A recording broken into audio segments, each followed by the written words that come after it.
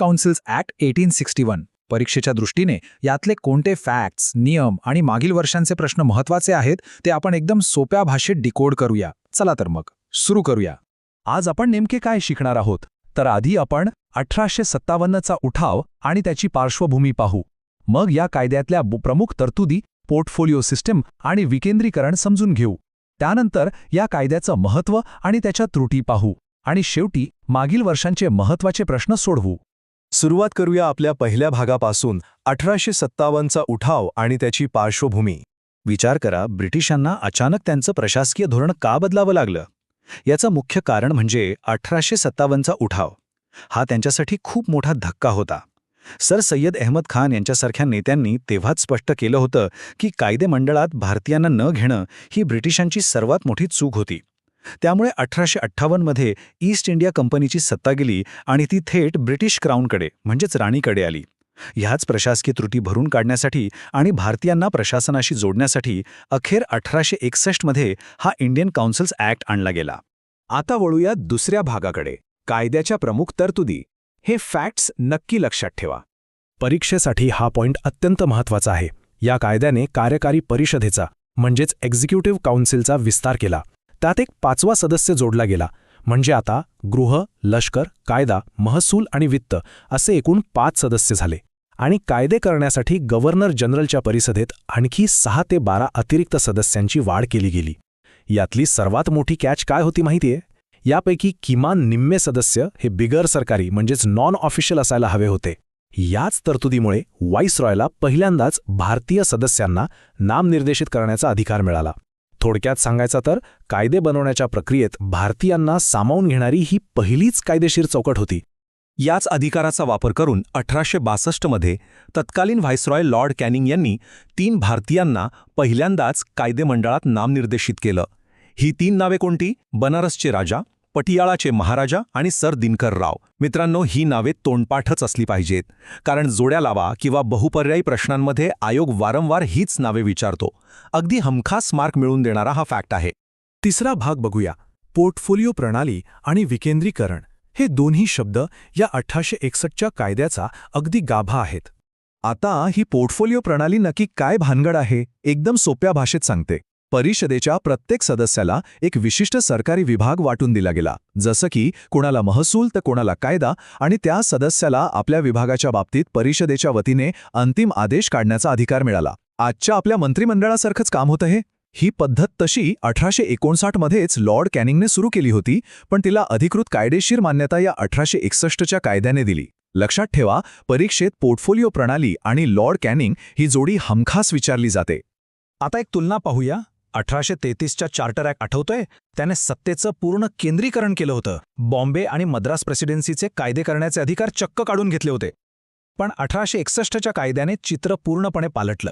याने विकेंद्रीकरणाची म्हणजेच डिसेंट्रलायझेशनची प्रक्रिया पुन्हा सुरू केली आणि बॉम्बे व मद्रास प्रेसिडेन्सीला त्यांचे कायदे करण्याचे अधिकार सन्मानाने परत दिले.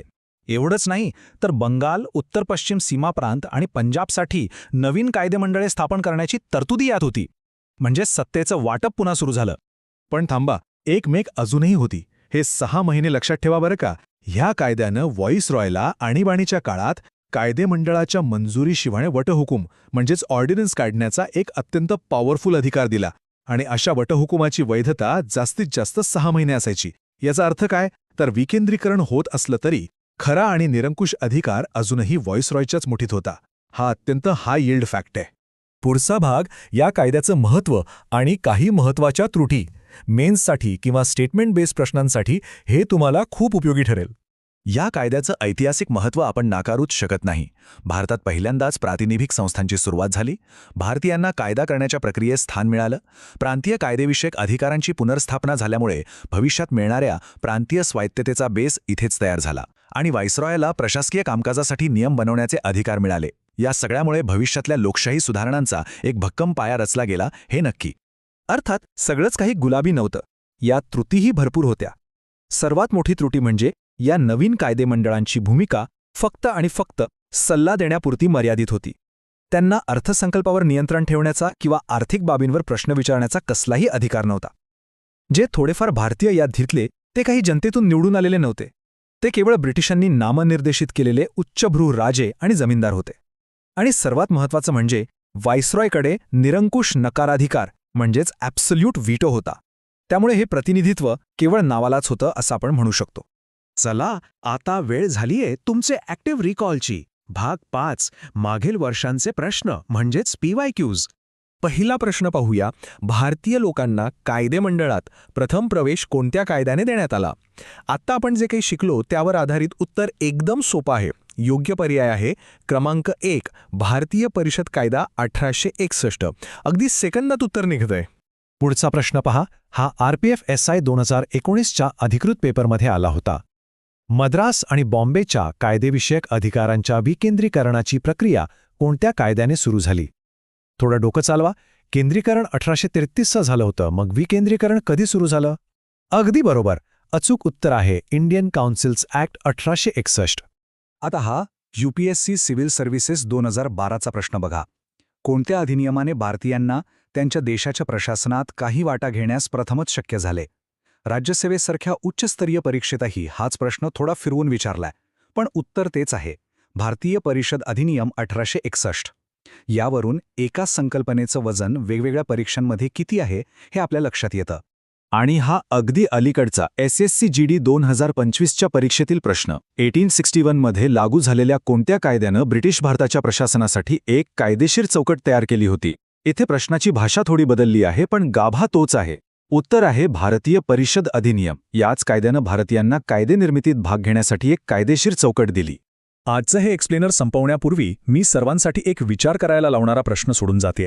जर 1861चा कायदा केवळ नावालाच प्रतिनिधित्व देणारा होता, म्हणजे सामान्य भारतीयांचा त्यात काहीच सहभाग नव्हता, तर याच कायद्याने भविष्यातील 1909च्या स्वतंत्र मतदारसंघांचा किंवा 1919च्या द्विदल राज्यपद्धतीचा पाया नक्की कसा रचला असेल?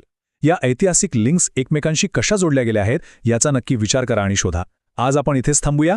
नवीन माहिती आणि नव्या फॅक्ट्ससह आपण पुन्हा भेटू. तोपर्यंत अभ्यास करत